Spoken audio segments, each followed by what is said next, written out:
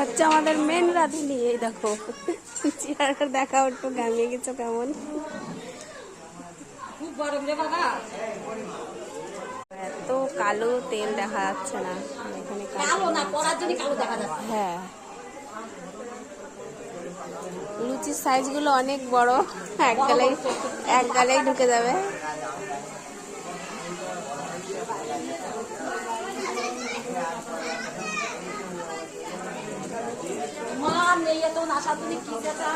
আমি কি করে নেব, লঙ্কা ফঙ্কা ই করেছি।